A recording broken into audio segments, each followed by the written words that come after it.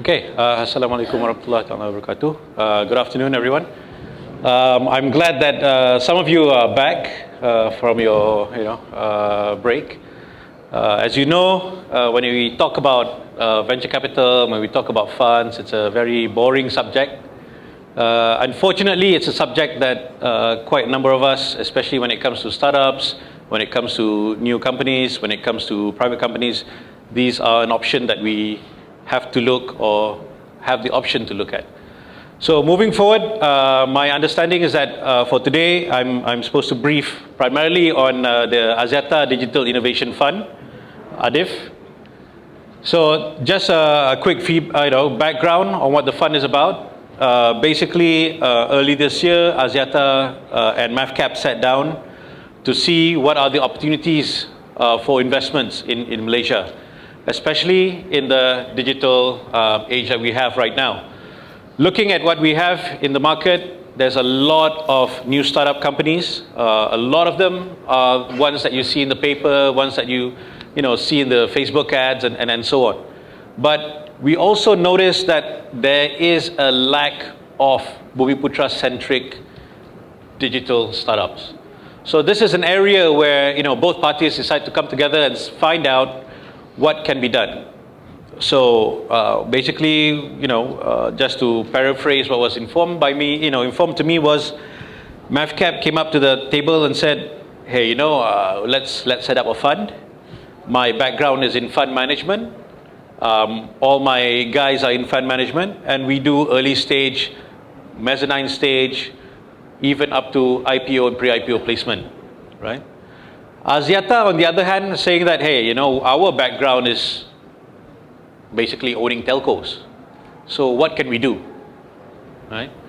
So what they did was to see if there is an opportunity where a fund can be created by merging the stuff that Axiata has, which is 250 million subscribers within the region, through all these various companies that they own. So they own telcos. They own telcos in India. They own telcos in Sri Lanka. They own telcos in Indonesia. They own telcos in Malaysia. They own, they are telco owners, right? So what they decided to do is that, okay, look, very few startups get mentorship. There's a few key things when they start looking at what's been happening within the Malaysian context for the past 24 months, right? There are very few programs in Malaysia at that point in time that has the opportunity to mentor, to help startups create themselves, to have ideas mature, to help the initial early stage guys to progress to the next stage. Because there are no funds out there right now that focuses on the next stage of growth, whether it's from idea inception, whether it's the phase after an incubation or after an accelerator, or whether it's after first round of VC investments. Who's going to do the next round, right?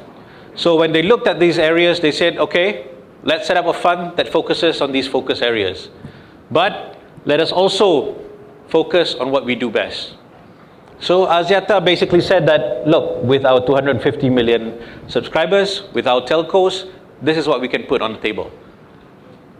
MAGIC is saying that, look, with our VC professionals, with our OSP program professionals, we are able to comply and compile enough number of people together to be able to make a new fund successful. So together they decided to form ADIF, right? In a nutshell, the size of the fund is 100 million. That's the target. They launched in November with 70, right? Substantial shareholding. They are looking at a lot of companies to invest in because the range of the investment is from Series A. For those of you who are unfamiliar, that means it's after your accelerator period, up to IPO placement, right? So for companies who have already been there, out there in the trenches, has started doing, making money, have, been in the market for 2, 3 years, 4 years, and are basically ready to go IPO, there's also a fund, and our fund, we're able to cater to that, right? The other sectors that we want to do, or we want to focus on, was basically things that you guys are doing here. When I, sit down with MaGIC earlier, they said that, oh, the superb guys are doing this, our mentors are doing this, our, all the companies are coming to us does this and that. So basically we aggregate them into various sectors. This is our hotspot, but it doesn't stop us from investing in others. There's only 2 sectors that we won't touch. One, we won't fund another telco. Second, we can't fund new technologies based on SIM card. Because in Axiata's mind, or their corporate mind, is that, look, SIM card-based companies are basically what we do. Right? Of course, initially they wanted to block e-commerce, but I said, hey, cannot lah. If I buy taxi, when I rent taxi, or events just now, if I book a location, I got to transact somehow. So they said, all right. So the only 2 things that we can't do is basically invest in another telco, whether it's a telco outright or an MVNO, and the other part was SIM card producing companies. So companies with discounted calls, etc., based on a SIM, I can't do. Everything else is open game, right? The other thing that they want to be able to see or to be seen in addressing is some of the points that the government has pointed out. The focus areas of the EPP that the government has pushed. These are the areas, as you can see, it's a whole list of things. There's a few tick box by the side, and these are the ones that we are focusing on. So, on-demand, customized education, point and play, digital infrastructure, smart build, content creation, e-commerce, fulfillment. I'm not sure about the intelligent car system, but gamification, Kickstarters, and so on. So this is the areas that we'd like to go in. The idea that we want to do is that, okay, you've got the infrastructure in terms of the telcos that are within Axiata's fold, but on top of that, there must be something interesting for us to be able to put together, right? So one of the main areas, I think, in terms of all this, is basically marketing distribution, right? For most of the companies that we see, whether it's from MaGIC, through their various programs, or from other accelerators that we've started talking to, the biggest problem is telling people what they have out there. That's number 1. Number 2 is getting those guys to use whatever app is out there that you guys are providing, right? So these 2 things are something that, Axiata said that, hey, our guys can do it. Similar to what Yusno mentioned earlier, if you partner with a big player, there's pros and cons to it. Chances are the pros are, they'll give you a better market outreach and touch points. So marketing distribution, that's the first thing that I see. The second part was for Axiata, basically what they have right now, or they're implementing this year, is that whatever is going to be on their marketplace here in Malaysia will automatically be accessible throughout the whole region.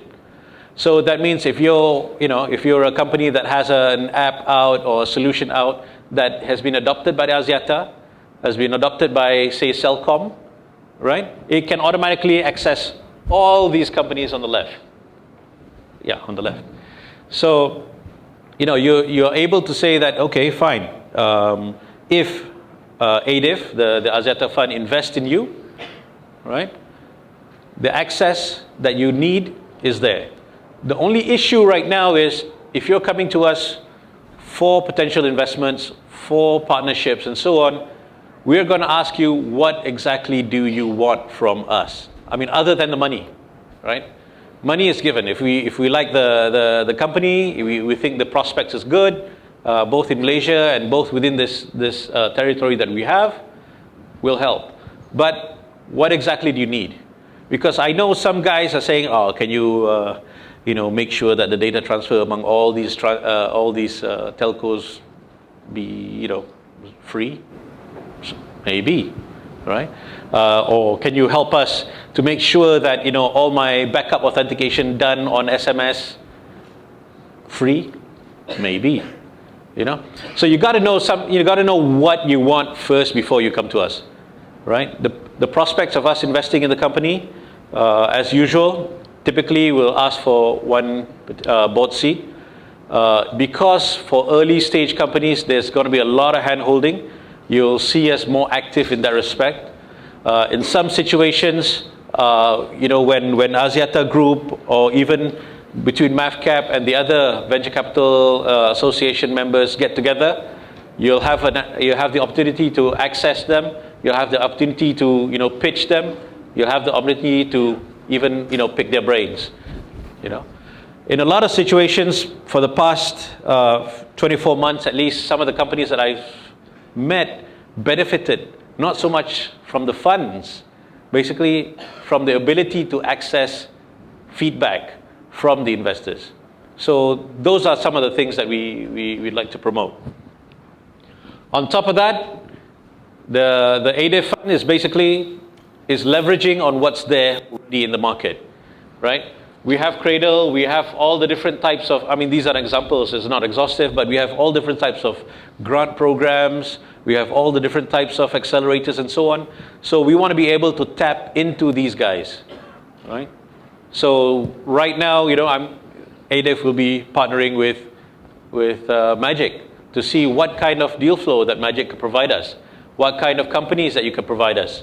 You know, are they ready for investments? Are they not ready for investments? Which area should they look at? Maybe they're not ready for investments, but they're in a really hot area. Maybe we'd like to come in earlier. So this is all the options that we have at any point in time.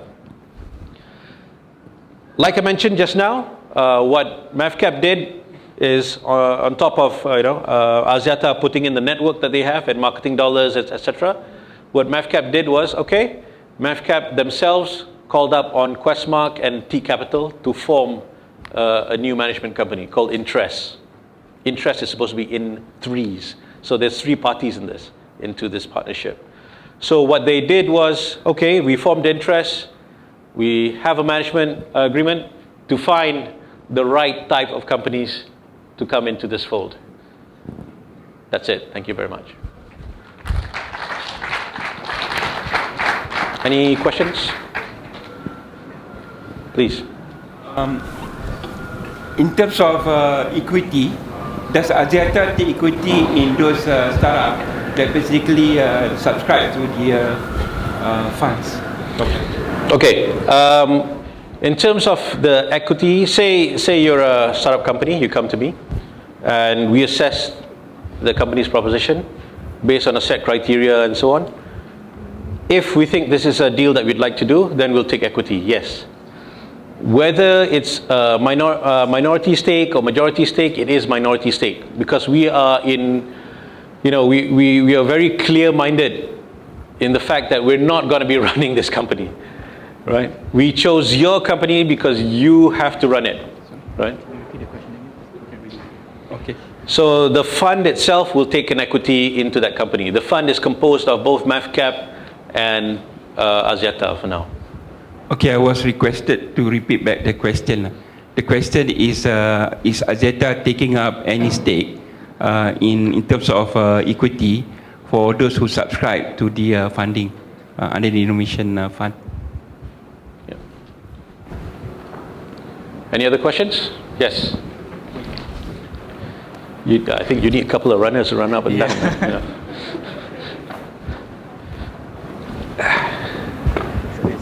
There goes that Stairmaster.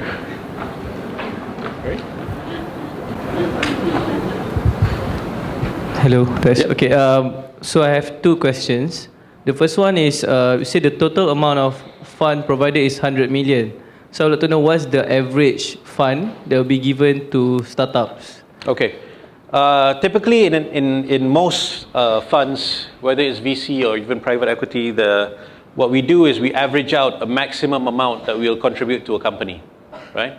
So in this particular case, a maximum amount that we've set aside is 10 million ringgit per company, right? However, we also cognizant the fact that, hey, if it's a startup company, you don't really need 10 million. Chances are you may need a little bit amount. So we'll put the amount required. Right. The second question is, if a startup has already been funded either by a VC or has already been funded before, are they still eligible for the ADIF? Yes. These are the companies that we like. That means the company has, in one way or the other, been able to attract some form of investment, if it's already been invested by a VC, some form of angel, if they have an early stage investor. So these companies show that they have the ability to attract money one way or the other. That's number one. Number two is that if they have a Series A investor in already, like a VC and so on, we are also have the option, basically, to give the existing VC an exit if they want, right? So this is a slight difference from what others are doing, because most other funds are saying that, okay, we'll do the second round and so on. But in a certain situation where the company is mature enough, we're not only giving you the next round, but hey, even if your current investors are looking for a partial exit, this is something that we are able to look at. Yep. Any other questions?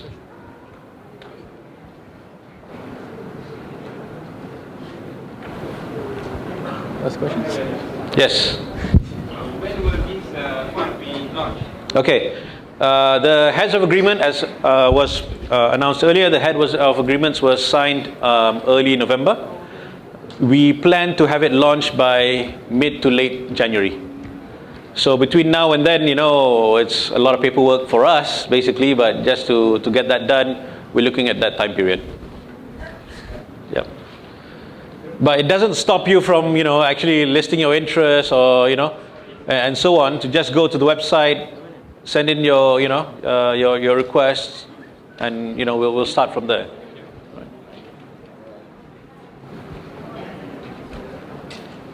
Any other questions? Yes.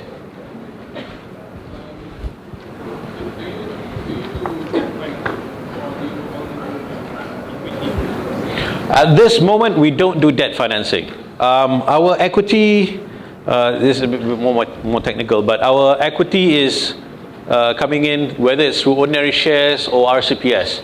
So for us, it gives us the option of partial debt feature and so on. So we are open for that. Yep, sir. Oh, sorry.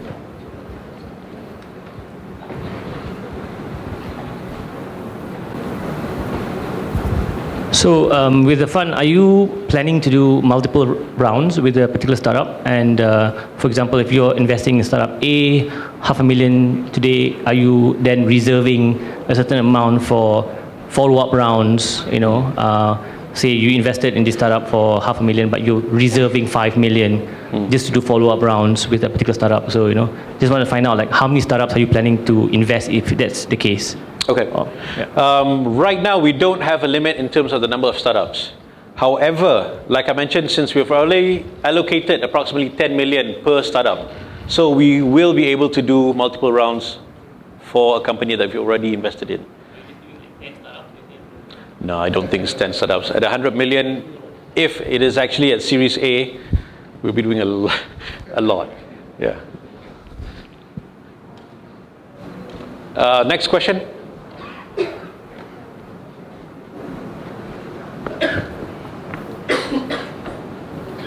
No? I know the question of money is usually very boring when it comes to a developer type conference, but like I said, it's a necessary evil. Right? Someone's got to pay the CFO. Okay. Anything else? Yes.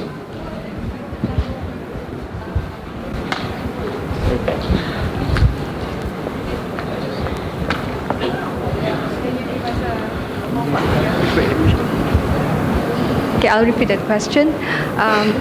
May I know what's the level of expected returns that you expect from each startup? Is it 25% of return? Oh, okay. I think this is where I have to show my true colors. So, as usual, most investors expect the most returns as much as possible. right? In a lot of situations, the returns that we've been enjoying, 20%, 30%, and so on. But for a fund, for ADIF, we do have an expected return. The returns are approximately 20%. That's a benchmark that we set aside. However, that is not, that's the return in totality.